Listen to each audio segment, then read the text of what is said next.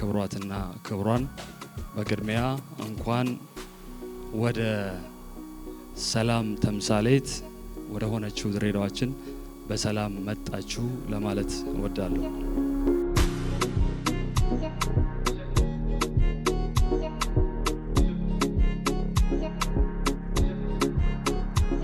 የተከበራችሁ የምስራቅ አገራችን ፈርጥ የሆናችሁ ወጣቶች እጅግ በጣም እንወዳችኋለን፣ እጅግ በጣም እናመሰግናችኋለን።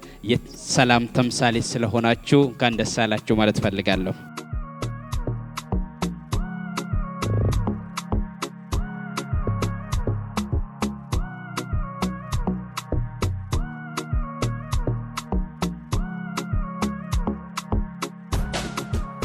እኛ ወጣቶች የነገ መሪዎች ብቻ ሳንሆን የዛሬ መሪዎች ነን። ችግራችን በመመካከርና በመነጋገር በመፍታትና ምክንያታዊ ወጣቶች መርህ በመከተል ለሀገር እድገትና ጉልህ አስተዋጽኦ ማበርከት ይገባናል። በተለይ ሀገራችን ጨምሮ በዓለማችን ላይ አሳሳቢ የሆነ ጉዳዮች ላይ የመፍትሄ ባለቤትና ተዋናይ መሆን ይገባናል።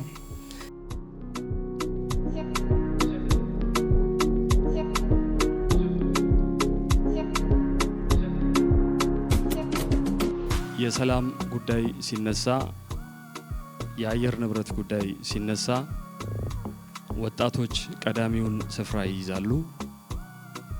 አሁን ባለው ተጨባጭ ሁኔታ ሰላም የዓለም አጀንዳ ሆኖ ባለበት ሁኔታ የዓለምን ሰላም ብሎም በአፍሪካም ደረጃ በኢትዮጵያም ደረጃ ለሰላም መስፈን ለሰላም መዝለቅ ወጣቶች ትልቁን ሚና እየተጫወቱ ይገኛሉ።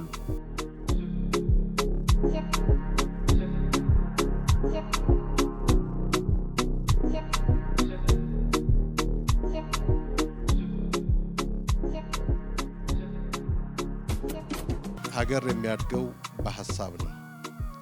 ሐሳብ ከደረቀ ልማት ሊመጣ አይችልም፣ ሰላምን ማምጣት አይችልም፣ መልካም አስተዳደርን ማረጋገጥ አይቻልም።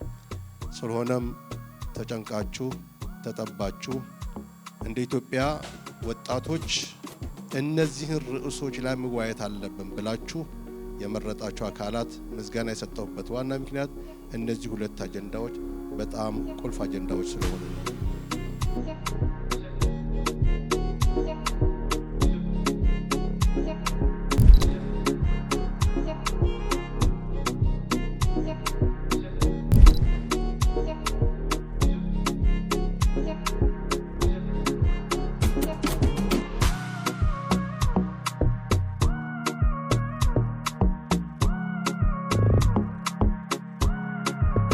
ሁሉ ወጣት በዚህ ከሰራ ሀገር ሰላም ከሆነች ሌሎቹ ከዚህ ተከትሎ ያሉ ነገሮች ሁሉ ሰክሰስ ይሆናሉ ማለት ነው።